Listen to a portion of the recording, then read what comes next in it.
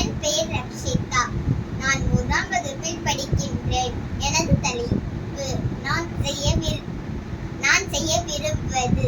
புரட்சி ஒன்று வெடிக்காதவரை மாற்றம் எதுவும் உருவாகாது. அந்த புரட்சி எப்படி இருக்க வேண்டும்? எந்த ஒரு சமூக மாற்றமும் தனி மனிதனிலிருந்துதான் தொடங்கிறது. எனவே அந்த புரட்சி தனி மனிதனிலிருந்துதான் தொடங்க வேண்டும்.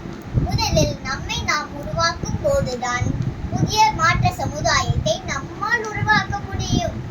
அகத்தில் அன்புடனும் புறத்தில் பண்புடனும் பெண்மை உண்மையுடனும் பிரமிக்க வைக்கும் திறமையுடனும் பொறுமைக்கு இலக்கணமாய் திகழ்கிற பெண்ணுக்கு அநீதி நேரிட்டு கொண்டுதான் இருக்கிறது. இதனை மாற்றி அமைத்திட வேண்டும்.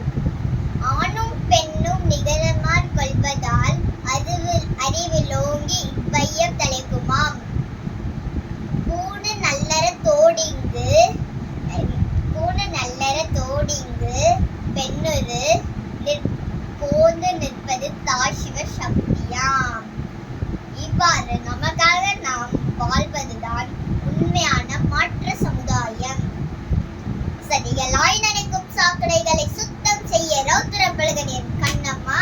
பின்னங்களை பெரும் பொருளாயனும் மரப்பனாகனின் ஆட்டத்தை அடைக்கிற ரௌத்திரப்பலகனியின் கண்ணம்மா. ரௌத்திரப்பலகனியின் கண்ணம்மா. ரோதத்தில் கொதிக்கும் என் நெஞ்சம் கொதிப்படக்க ரௌத்திரம் பலகனியின் கண்ணம்மா என்ற பாரதி கண்ட புதுமை பெண்ணாய் நாம் மாறிட வேண்டும். ஆயுதம் வேண்டிய புரட்சியில் மாற்றம் உருவாகும். ஆனால் அது நிரந்தரம் அல்ல. ஆயுதம் எந்த பக்கமும் வெற்றியை தரும். ஆனால் தனி மனிதனில் தொடங்கும்